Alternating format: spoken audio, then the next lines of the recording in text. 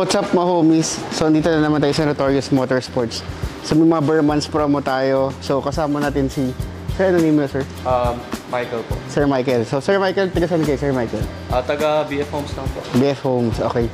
So anong pinagawa mo sir? Pinagawa ko po yung exhaust system ng aming Subaru Forester. Forester. Saan kayo nag-aaral sir? Nag-aaral pa ba or working? Ngayon po sa Southville po ako nag-aaral. Southville, okay.